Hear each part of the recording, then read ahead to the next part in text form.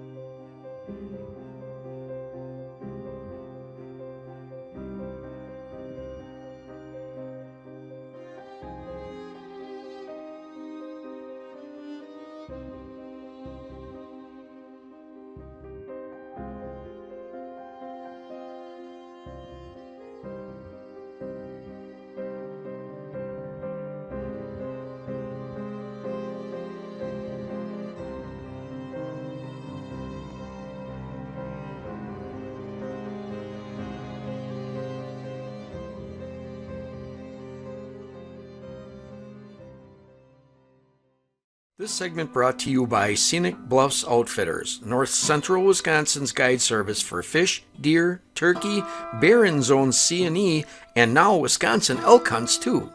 By Tree Stand and Ladder Stand Buddy, the safest way to put up your lock-on and ladder stands. And by Pete Shoe Dryer, helping keep your shoes, boots, and accessories dry and odor-free since 1968. All feet love Pete.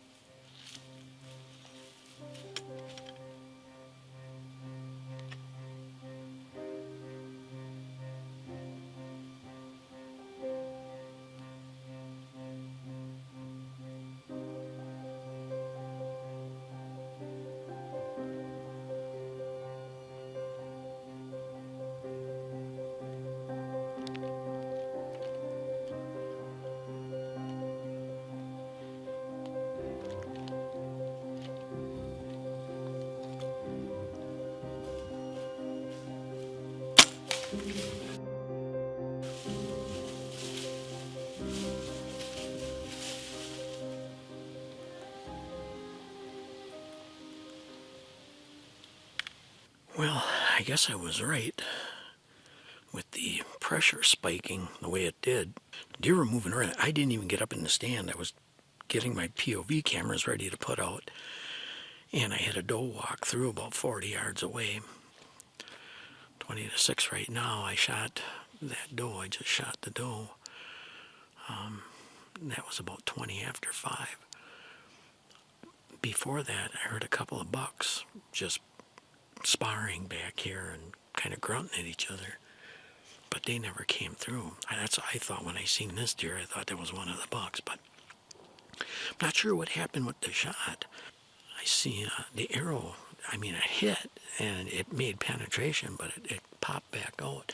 So I'm thinking I hit the shoulder, but I must have drove through enough that, I mean, I put it down. I put a second shot into it, but I don't know if by getting through the shoulder that I hit the spine too and it went down, or I don't know. It's really weird that it dropped like that, but we're going to climb down, take a look. I'm going to pack up my gear. I'd hunt a little bit longer, but it's kind of warm right now, so I want to get this deer gutted out and get it out of here. We got one doe in the freezer. That's a good thing. Bucks to follow.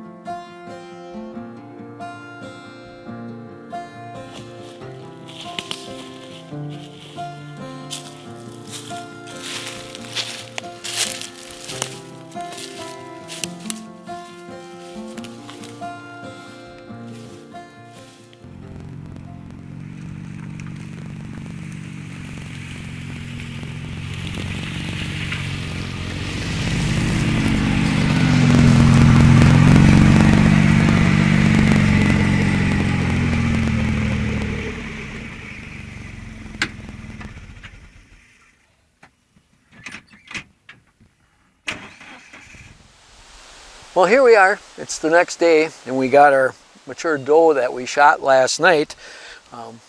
Chalk went up for the breast cancer awareness pink arrow and interlock broadhead. They both did their job. There's a couple of things about the hunt yesterday that I wanted to mention. First of all, I know everybody, including myself, watch moon phases and everything else, but one of the more overlooked things from people is the barometric pressure. And yesterday was a situation where we had a spike in the barometric pressure. I mean, in a very short time, it was going from under 30 to up to over 30.2. A couple of products, actually, that really I felt played a big part in the hunt. This Shield Hunt kills odors instantly. I put this on, and this doe came walking directly downwind of me. Another product from Lucky 7 Lures, Deer Herd Calms. It just makes the deer feel like when they walk into the area, they smell it and they think, well, there's been deer here and it must be safe. The arrow was almost to this doe and she ducked and turned to kind of start going away, which made me hit high and a little bit forward. You know, thank God it was a quick kill and I could get a second shot into her. We got another system coming in here. Maybe we can get one of the big bucks down yet. Put another pink cancer awareness arrow through one. This segment brought to you by Vortex Optics. Quality, affordable optics with an unconditional lifetime warranty.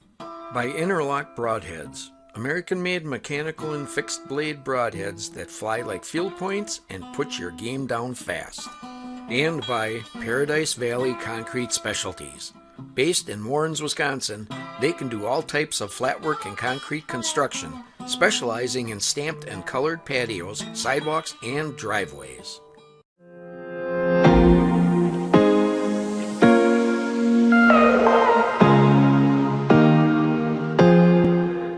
What I've got here is the original Pete shoe dryer, and the name says it all. Gene Pete invented the boot dryer back in 1968, and the Pete family has been manufacturing them ever since. The appearance of these units has changed very little over the years, maybe a couple of cosmetic changes, and that's about it. And how they work has remained the same as well. Plug it into any 120 volt power source. The heaters in the base of the unit create warm air which flows up the tubes into the shoes or boots, and it dries them out, eliminating bacteria and odors. These units are economical to run. In fact, during the hunting season, I pretty much plug mine in and leave it plugged in, and my hunting boots stay on there all the time, so they're ready to go when I am. And they're American made. They also make products to dry other items, so to see their complete lineup of drying items, go to PeteDryer.com, and remember, dry responsibly. It's October 22nd.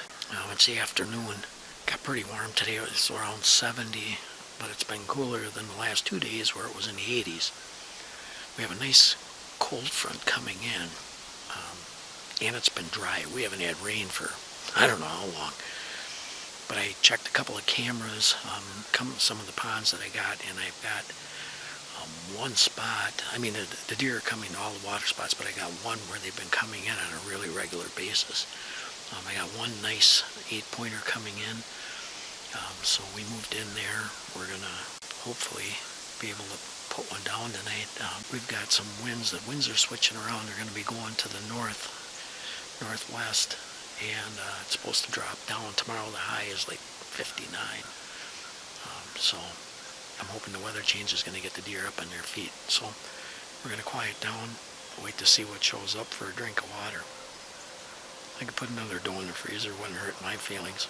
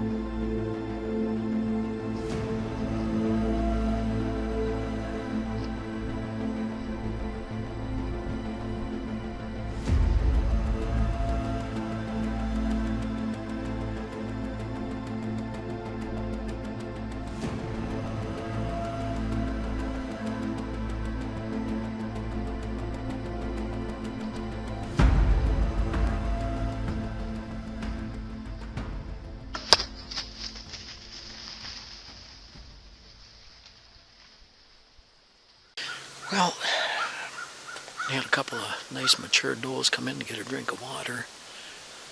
I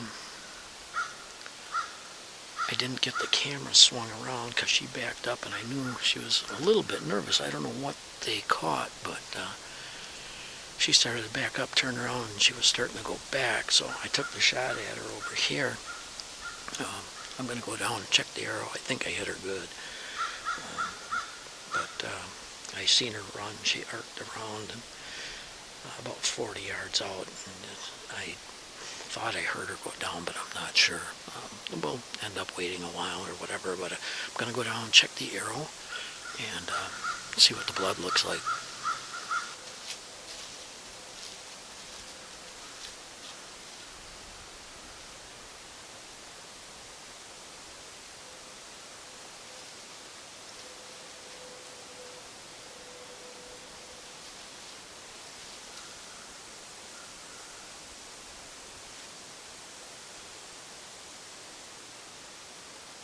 This segment brought to you by Boning Archery, your archery supply dealer for over 75 years.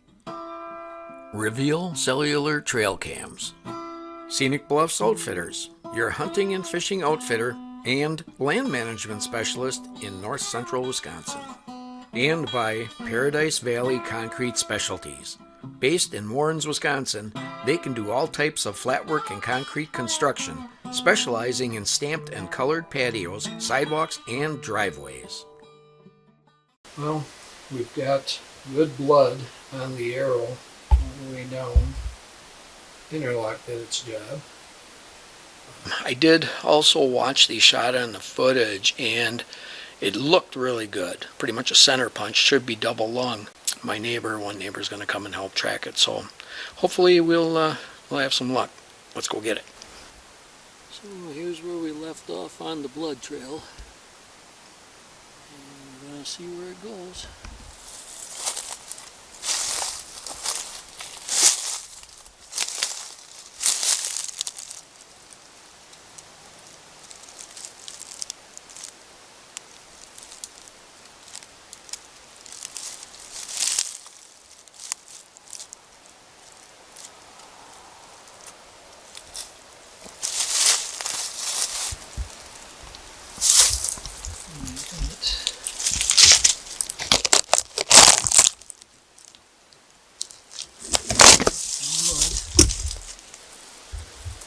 I wish it was coming out a little heavier though. Right in this area is kind of where I thought I lost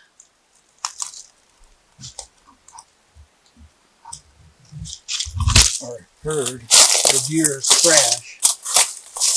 And whoops, there it is.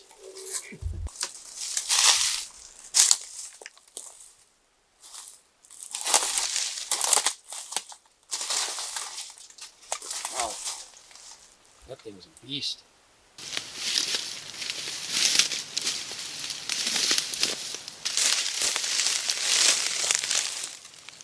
Well, as I said in the pre-hunt interview, I was hoping to be able to launch one of these element arrows fletched with the pink boning fletches, Breast Cancer Awareness Month, and by gosh, we got to do it. The Interlock Carnage broadhead did exactly what its name implies, and it created carnage for this gal.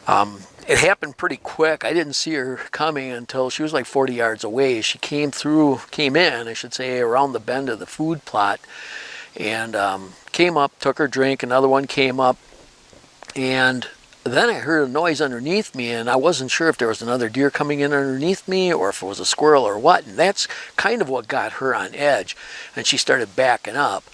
And then she looked back in the direction she came from, and I was looking back there and I couldn't see anything, so I wasn't sure exactly what she was looking at. But then she turned and she started going back, and she stopped, and she gave me almost a perfect broadside shot. And you know, we put it in her, and like I said, I kind of figured it was a double lung shot, which it was. We waited about an hour and a half, you know, to be sure. I watched the footage, and it looked like a good shot, but I didn't figure she went very far. I thought I heard her crash, and she was pretty much where I thought she was. She only went about 60, maybe 70 yards.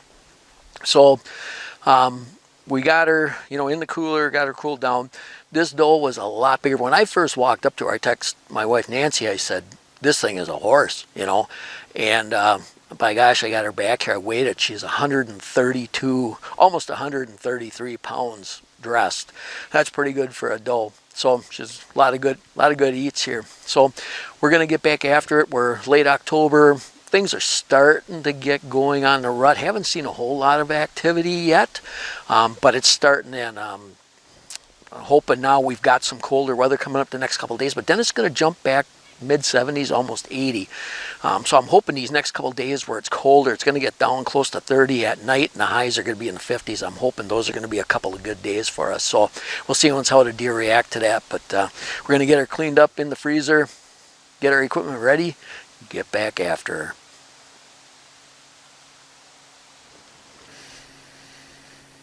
Well, that's a wrap for Season 9 of Boot-Trac Adventures. We hope you enjoyed the shows as much as we enjoyed putting them together. I'd like to thank all the sponsors for supporting us all these years, because without them, this show wouldn't even be possible. If you want to check out their products, just go to our website, click on the Sponsors tab, and then you can click on any of the sponsors' names and it will take you right to their website. I'd also like to thank all of you fans for tuning in every week and making our show as popular as what it is. So until next year, remember, go where the tracks lead you.